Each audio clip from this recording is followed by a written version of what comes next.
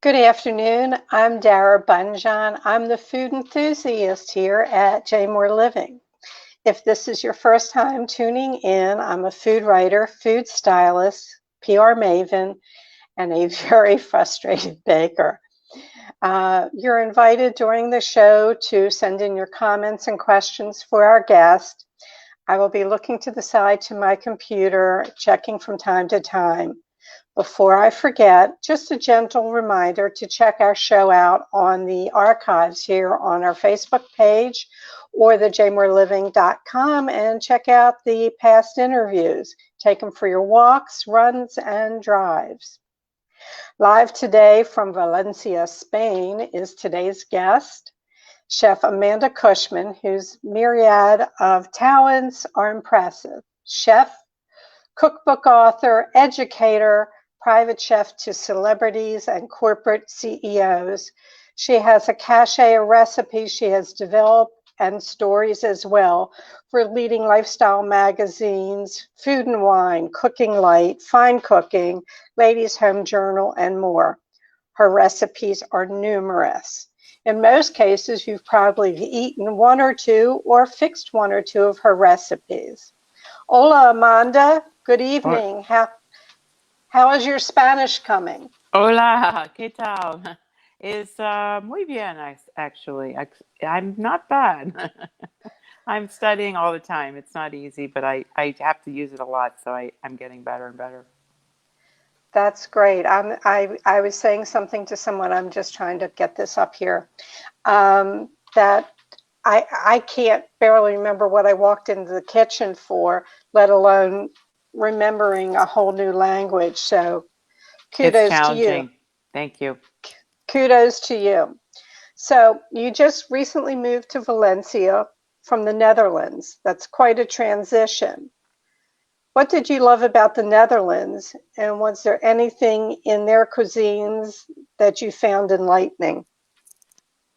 What I love about the Netherlands is nature. It's probably the most nature-heavy, beautiful place I've been to in Europe so far, because it's a really small country, and where we have a house in the northern part that's all farmland, and it's just filled with animals and nature and birds, and it's like a nature's paradise. And we have water everywhere, and just huge farms, like hundreds of acres of farms with horses and cows and sheep and lambs and geese, and just like fields of animals. So that's my most missed thing that I loved when I was there.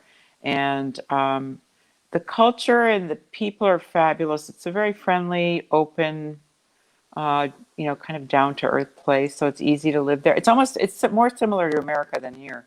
So it wasn't that dramatic for me being there, because it's a little bit more like the Western, way of living, like in the States. Whereas here, it really feels like you're really in somewhere different. Did you find anything very unique in their cuisines? That's a good question. Well, the most interesting part of their cuisine is the Indonesian food that is part of the cuisine, since they had gone and colonized Indonesia, and all these Indonesian people now live in Holland. So that's I think the best part of the Dutch cuisine is the Indonesian influence, which everybody knows how to cook Indonesian food because they have it everywhere and you can buy all the ingredients everywhere. But the Dutch food itself, it's quite simple. It's quite good. It's like farm food in a way, and Mm-hmm. very straightforward.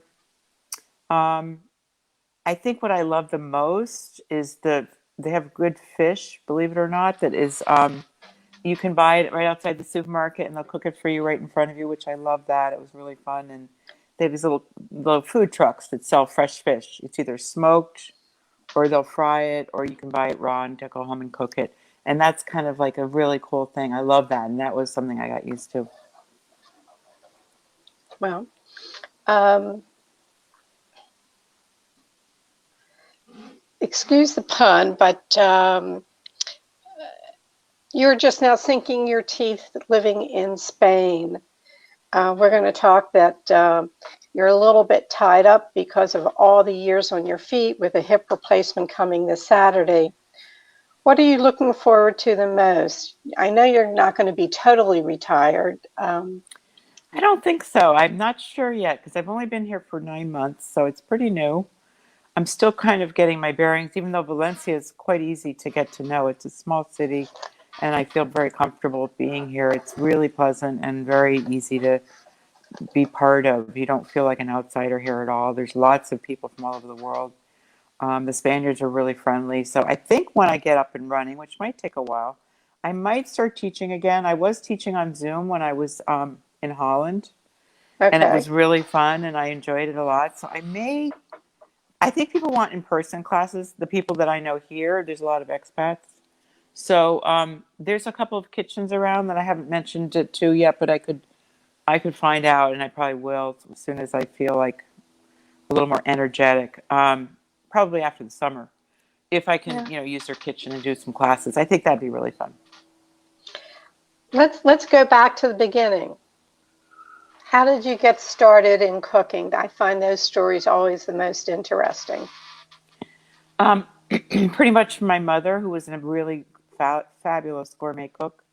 And when I was a child, she cooked everything from scratch that we ate, everything, including bread. And she'd make her own nothing from a can, nothing frozen, no fast food. Even when it became really popular, like all these other parents were buying SpaghettiOs and frozen dinners, my mother never did any of that. So, and we had a garden that we grew vegetables, and so both my parents were big food people, and that was very motivating. She and I used to cook together.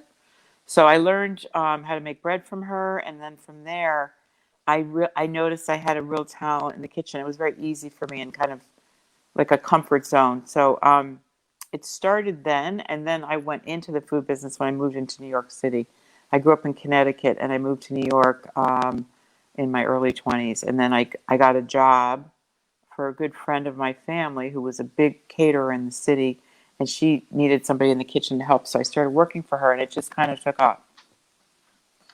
I noticed that you know, life has gotten better for women in the kitchen.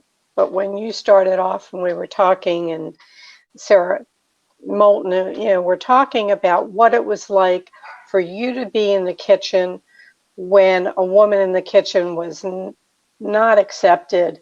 Yeah, I think you worked in the kitchens in Boston and Miami before you went to New York. What I was that did. like? Terrible. I hated it. I was just talking to Denise about it recently because she had the same experience. We were talking about it. It was rough. There were no women in the kitchen at all, and often I was like the boss. Like my first job in Miami was a food and beverage director at this huge health spa, and all the guys in the kitchen were these old guys who'd been there forever, Cuban guys and African American guys, and it was me and them, and they didn't want me to be there, and they didn't want me to tell them what to do because they'd been doing the same thing for like 30 years, and they brought me in to renovate the menu and kind of bring this whole New York modern kind of more current food, and they didn't want to learn anything, and they're really mean to me, and it was like that all the time in kitchens. I was always being treated kind of like crummy. You had to really keep yourself together. It was hard. Like I'd cry. I'd go in the walk-in and cry. I didn't. You couldn't let anybody see you crying, but I sometimes just couldn't take it. So you go in and cry, and then you come out like back to normal. People would fight you all the way. Well, sometimes it isn't just because one's a female and a male. It just restaurant kitchens, Rough. um, Yes, tended to absolutely, be where a lot of people ended up who were attention deficit, who had learning problems, and once they learned it, absolutely. that was the way it's going to be done. That's right. Um, But then I was in catering, which was fantastic. I moved back to New York. I was living in Miami, moved back to New York, and I had a really big, successful catering chapter, like 15 years, did lots and lots of dinner parties, and really enjoyed that world. That's a great world. It was really fun. um, when did the private chef work start developing That for started you? when I lived in New York when I was still in my mid 20s. I started it as trying to remember how I got through a headhunter, and I'm not even sure how they found me, but a headhunter contacted me. They were looking for somebody to cook for the CEO of Mademoiselle. I don't even remember how they got my information, but I went in and I had the interview with this woman who was wonderful. Her name was Amy Levin, and she and her husband wanted somebody in their home. So Right. I got the job, and it just kind of snowballed. After that, I had a number of different clients. So I would cook for about three or four people a week, and just alternate between their apartments. It was all in New York City, and I loved it. It was fun. It was kind of isolated because I was always by myself, but I enjoyed the whole thing. And I cooked for her for 5 years, she and her husband. And then it just kept going because once you have a reference like that, it's easy to get other positions. I got a job as the chef for the CEO of American Express, and they were in their they had a country house, so I would go out there every weekend from Manhattan, and I would cook for them all weekend, and then I'd come back into the city. That was also a really good job, and you just keep meeting new people, and it just kind of leads to the next thing. I understand that there was a conversation in last week. You know, you take one path and it leads to another, and it's like a tree and branches going off of it. A lot of your recipe development over the years, and you've done a lot, numerous, has been about healthy, tasty recipes. Is there one recipe that you've done that you've seen proliferated throughout, or? Sure. I do a sesame crusted tuna that I see all the time on the internet that I don't know if it was ever, I don't know. It's like got a wasabi ginger sauce that seems to be very popular, and I'm always seeing it. And it's a great recipe because it's so easy and it's really healthy. It's kind of like almost like sushi. You just sear the tuna and you serve it with the sauce. You slice it and it looks beautiful. So I want to tell people that there are a number of recipes available at amandacooks.com that you will see Amanda's website and social media float up in the notes. But everything that you need to do to reach Amanda is at amandacooks.com. Best or worst piece of advice you received, or both, over the years? you mean that about my career? Anything. Oh, anything. Not even Anything. not in the Doesn't whole. have to be about food. Wow, okay, worst piece of advice. I'd say the worst piece of advice was to sell an apartment I had in LA when the economy tanked and I went upside down. I should have held on to it. I would be a millionaire by now, but I didn't, and I got rid of it. Kind of lost a lot of money. That was bad. And then the best piece of advice probably was my mom really wanted me to go into the food business when I was young, and I really didn't want to because it was my mom and I wanted to do my own thing. She was telling me what to do. So I went into the exercise business for the first 5 years of my life where I was teaching kind of like a Pilates type thing. And I got really bored after a while. And that was good because then I kind of segued, just found my way into food. But she was really always saying, you need to do this. This is your talent. You need to go to cooking school. You need to follow this thing. And I was like, no, no, no, no, I'm not doing that. So that was a good piece of advice. Yep. Right. Well, usually in my era, in growing up, it's like become a teacher, you get the summers off, That's right. or be a nurse. Yes. That Job. was that's where they pushed women. And your mother was very, very creative. I think I saw something in your post that you and her had thought about collaborating on a children's cookbook, and I saw the illustrations that she did. They were fabulous. Yeah, she was a professional artist for her whole life. So, unfortunately, we never had the time to do it, which is too bad. But I'd like to do it now. I have a lot of her drawings, her original drawings that I'm probably going, that might be the next project. Yes. That would be great, and Yeah. especially because the so many cooking shows and kids cooking shows and things of that nature, they're more attuned to cooking than I ever was growing up. You know, I'd watch my mother was a great cook, but I never really got into it. Sure. Um, let's see. Off subject, but just curious. How did you meet your husband, and was he in a related business? I met him on Match.com, of all things, way back like 20 years ago. And he's definitely not in the food business. No, I never liked guys in the food business. They were always kind of gruff and not my type at all. I never even slightly would ever think of anybody in the food business that I met going out with them. But no, I moved to Miami. I lived in New York City for almost 20 years, moved to Miami, and I met him within 2 months of moving there. So it was meant to be. I didn't know That's great. anybody, so it was like a great way to meet someone. Like just put an ad online and just see what would happen, and that's how we met. I've heard a lot of people have had success through Match.com.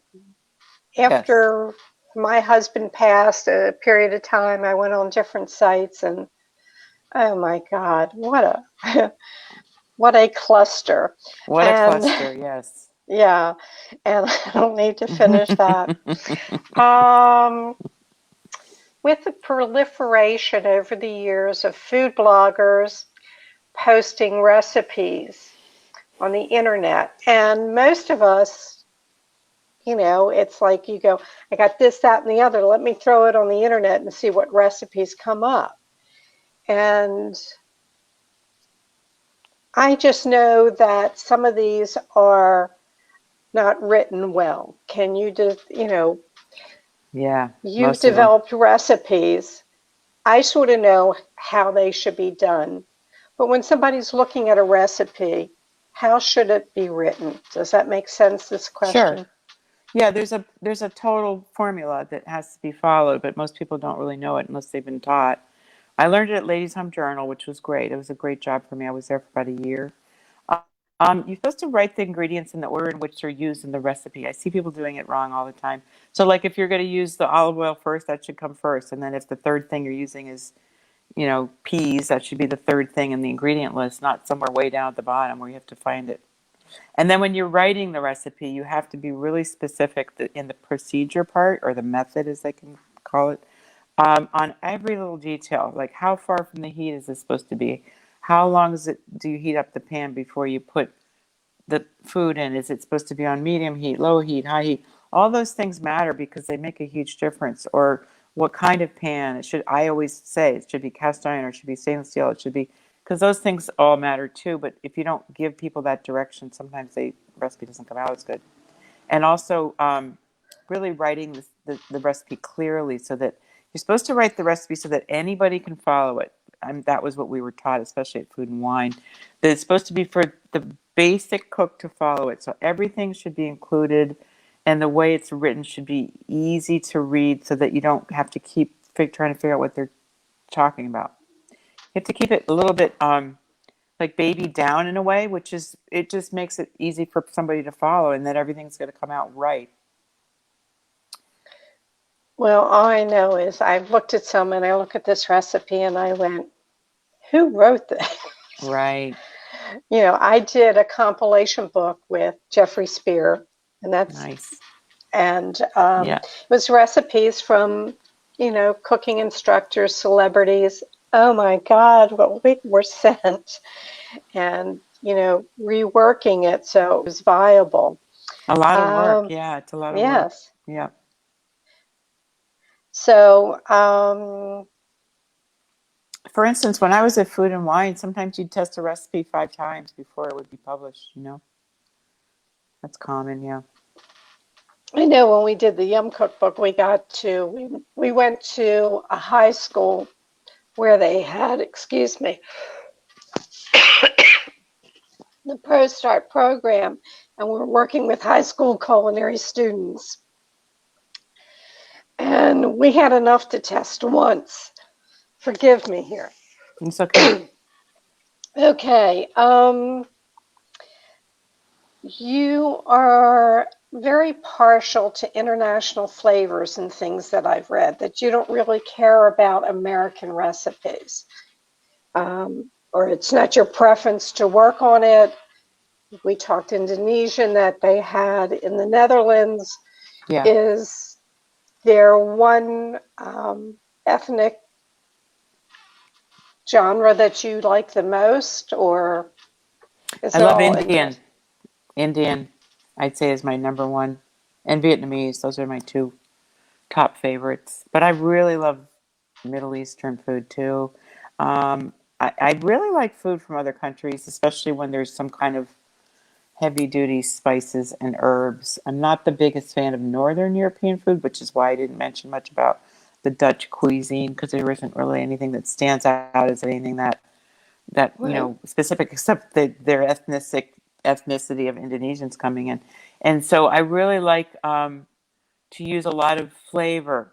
I don't like to use a ton of fat, so I like the flavor to come from the spices and the herbs and the freshness of the ingredients. So I love that whole Indian, Vietnamese.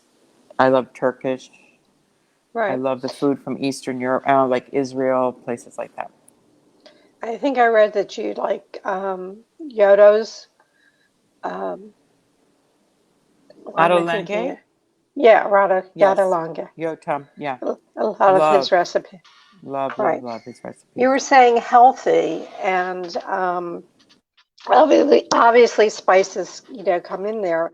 You have a cookbook that is, if they're lucky, might find it on Amazon Used, which was Simple Real Food. That's right. It was healthful, but using spices and herbs. Um, I just wanted to tell people about that. And some of those recipes, I guess, are up on your website. They're classics, Yeah. so they would be up Yep. there. Yes. And let's see, what do I have here? I still have some Is copies of that book for sale, but unfortunately, it's only for sale here.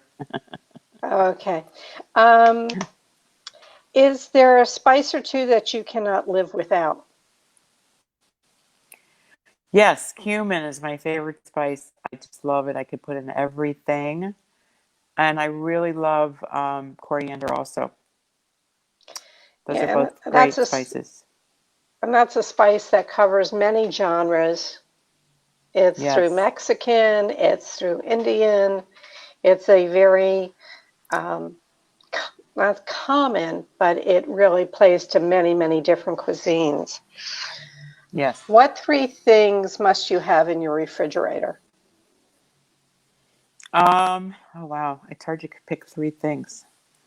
Onions and garlic. I don't keep those in the refrigerator. Let's see. What do I have to have in my refrigerator? Oh, lemon. I use a lot of lemon and lime. So citrus Hmm. of some kind. And also, I use a lot of vegetables, so I always have carrot, celery, and onion because I use it for everything. I'm I just can looking at literally, the if I just notes, have, yeah, if I had like carrot, celery, and onion and so a can of tomatoes, you can make a million things. and I'm sure you have. I'm sure you have. I'm just looking I at have, notes yes. and people are making comments. I haven't seen a question yet, but when you get a chance to look at this back, you'll see the comments come up. And are you considered a super taster? I would say so, yeah. I'm really, really, I know what's in food just by tasting it. I can make the recipe just by tasting it. Absolutely. Yeah. And I'm very good. I wrote all these notes down here. Is there one thing in your career that gives you the most satisfaction? Yes, it's just talking about it today with a friend of mine. I taught the mentally ill homeless how to cook, and started a whole program in New York City for them to feed other mentally ill homeless people. And it was the best How thing I ever wonderful. did. It was fantastic. 2 years of it. It was, I'd say, the most satisfying, funnest, just fantastic job. Loved it. Okay. All right. So my next question is I am a sweet eater. I have whatever I eat, I like my savory, but I have to have that little bit of sweet underneath. I'm always amazed when I meet people who say, I don't care about dessert, I don't eat chocolate. Have you found these people? Where do they come from? How do I become one of them? There are plenty of them. Yes, I have found them. Chocolate's usually the one exception. Even when somebody doesn't like sweets that much, they often like chocolate. But yeah, I do meet those people. They don't care. They could care less about a dessert or a sweet, and they always want to just focus on the savory or something very salty. That's a definite flavor difference. Like I also prefer, if I had to choose, I would say savory has to be the number one for me. Like I could live without sweet, although I like sweet too. I don't need to have it though. But chocolate's different. Chocolate's kind of like a I need to have thing. Well, I could never eat a cake again or a pie or a tart, but chocolate's something else. I've been watching or streaming the Great American Bake Off. And Right. baking is a challenge for me for whatever reason. They can write the recipes perfectly. It doesn't matter. I come up with something and I have a problem, but I'm telling you, I looked and they were doing the Portuguese natas, Love those. and I went, I love them. And I did the recipe once and I said never again, but I looked at it and I went, maybe I'll do it again. Maybe I'll Why was tackle it? it. What happened? I'm curious to what happened. How did it come out that wasn't right? Mine came out okay. It was just, I'm not good at laminating or doing the butter. I'm going, okay, 1/3 this way. And I'm also not a patient person. So the Well, there moment you that you go. have to wait until it chills down is another story. Um, Sure. one of the questions that I ask is, what was your most epic culinary fail? Oh God, that's a funny question. Ooh, I have a few, but I think one really stands out. I had a client in New York. She's a friend of mine on Facebook, and I have to actually one day because I've never spoken to her about it. Years and years ago, when I first moved to New York, I was probably in my early 20s. She was working for some big magazine. I can't even remember. She was like one of the editors or something. She asked me to make a that Italian dessert with the chestnuts. Oh gosh, what's it called? It's like in Christmas time. You have this dessert with ground up chestnuts, and you're supposed to form the thing to look like a mountain with like meringue on top, which is the snow. It's very classic. I can't remember the name of it, but it's very. Everybody makes it at Christmas time, Italian. And she didn't have time. Said, "Can you make this?" I'd never even heard of it, and I said, "Oh yeah." My answer to everything was always yes, and I'll figure it out later. And I got the actual chestnuts and I boiled them, which was a nightmare, and peeled them and ground them in my little New York kitchen. I had like no special equipment or anything, and the thing was horrible. It was so wrong. I knew it was wrong, but I had to put it together because I had gotten the job, and she was serving it to a dinner party. And I brought it all the way to Brooklyn. It was this hideous brown thing. I knew it didn't taste right, but I didn't know how it was supposed to taste because I'd never had it. It was a big mistake. I should never have said yes, but I took every work that came my way. And then I put some awful, not even good meringue on. It looked like somebody threw up on, and I couldn't believe I brought it over there. And she never spoke to me again. And years later, she never called or said anything. I knew it was bad. Um, we're now friends on Facebook. Like she friended me, I don't know, like a year ago. And I think she forgot. Obviously, she forgot. I'm going to have to remind her one day to say, "You remember that time I did that awful?" It was like some kind of mountain of chestnuts that were supposed to be delicious. I Awful. can't think of Terrible. the name of it. And we Yeah, it's a we were talking, classic thing. yeah, we were talking right before we went on live that you're in Valencia, Spain, which is home to paella. This is where paella came from, and Yes.